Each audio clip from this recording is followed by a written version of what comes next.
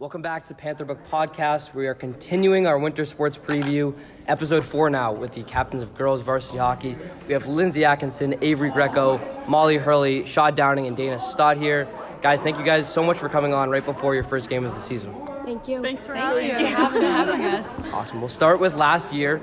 You guys have a really great season. Kind of a tough stretch to end off, though. You guys lose your last 4 games, including the first playoff game against Andover.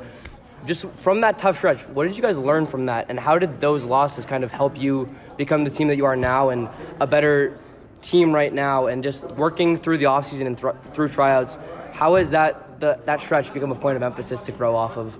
I think what we've learned from it is that we have so many capabilities on the team that we just need to achieve this year and actually bring out. And if we work hard, like in certain games throughout the season, we were able to do it. It just has to be a whole team effort and working hard. So as soon as we seize and actually realize our capabilities, I think we got it. I agree. We have a new coach this year, Coach Lubin, and I think he's really emphasizing creating chemistry and working on the skills that we already have to really showcase those skills. And I think with his leadership, we'll go far this year. I think we're picking it up in practice too with Coach Lubin. He's teaching us really that what we do in practice really comes off in the games, and if we have really bad practices, we're not going to be able to play good. It also made us set goals for ourselves last year, and we kind of took that and built that as a team and just improved overall. Yeah, I think it's also an overall confidence thing. We definitely, even just with our first, jamboree, we did really well, better than we have the past couple of years. And I think it's overall just something, that has to do with our confidence and how we step out on the ice. Yeah, absolutely. A lot of changes coming from last year into this year. You guys didn't have a huge graduating class for seniors, but it felt like they did make a pretty big impact on the program. Now as senior captains, what kind of impact, if you guys just want to touch on the impact that Maggie, Emma, Sammy, and Katie had on you guys as players, also as leaders, and then, as you mentioned, with Coach Lubin now going from assistant to head coach, just Coach Burke, what the impact she had on the program.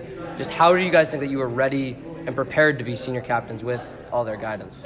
Well, last year, I think we probably got along better than we have, ever before. We did a lot of team bonding last year, and I think the captains definitely did a good job with, having us all be together as one and just enjoy our time on the ice. And I think that just kind of is leading into this year.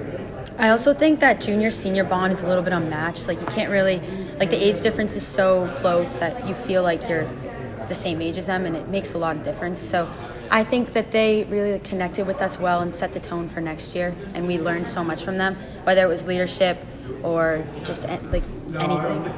I think what they taught us was how to have fun and be a team, and not always success in games is what makes up a team. Because after our last championship game or playoff game, when we lost, we all ended up leaving that game with a smile. Nobody was upset from it.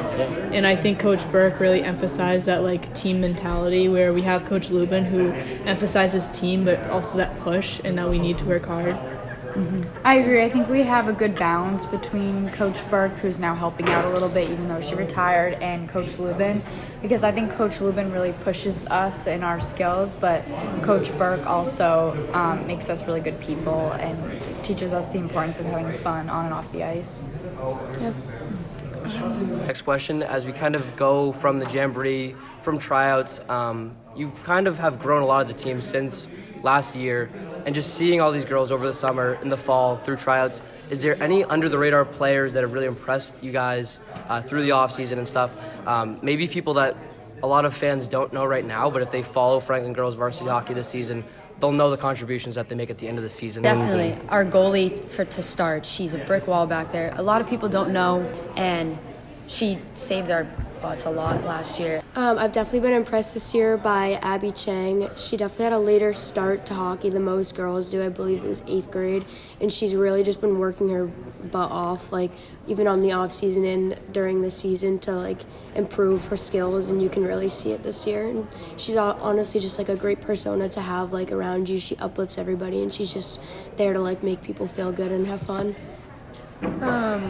I do have one specific player in mind, but like at first, like seeing the team overall at the first like Jamboree game, I was like, we have this in the bag. Like we are able to do this year, and like we can accomplish so much if we work for it. Because before we've done the Jamboree and it has been like an ugly scene, like you don't even want to watch it happen. But this year it was like we actually came together this year and we did win one of our games and only lost by one in our other. But Bridget Haggerty has definitely stepped up to the plate this year. She's going on the ice and just like the way she's working and the speed that she's putting into things, and like she's starting to put the pieces together more and more every day, and it just shows that she's been working hard for it. I agree. I'd also like to highlight freshman Jenny McLaughlin. She just has so much hustle, and she's so fast for like a small, short girl. She really hustles out there and encourages everyone else to hustle just by watching her play. I think Jenny's really setting the tone for the freshmen this year, like just kind of proving that the freshmen have an opportunity to play with like the amount of hard work she puts into it. Yeah, you guys are going to need a lot of hard work this season, and it doesn't really start off super easy. Tonight when you guys play Algonquin in your season opener, they're the Division II champions from a year ago, but you guys hung tough with them last year, tying them late in the season. As far as this year goes, and starting off with such a tough opponent, do you guys like that you have such a hard matchup right out of the gate, or do you like what are you kind of thinking towards this? And could this game really be maybe a big stepping stone for you guys this season? Yeah. I think it's like I think it's what we need to kind of start off. Like, it's how we always start off with like a really hard opponent as our first game. But I think it's what we need. It's like we're able to pinpoint our mistakes a lot easier. And it might not be the prettiest, but we're going into it honestly pretty confident because we did tie them last year, and they have lost a lot of girls, and we think we still have a pretty stable backbone. So I also think that we've been improving so much, like throughout the summer, preseason, we've been really stepping on it a little bit more. And our first few practices, Lubin's been laying into us a lot more than Margie did a little bit. But I think we're ready, and I think it'll be a game to watch, definitely.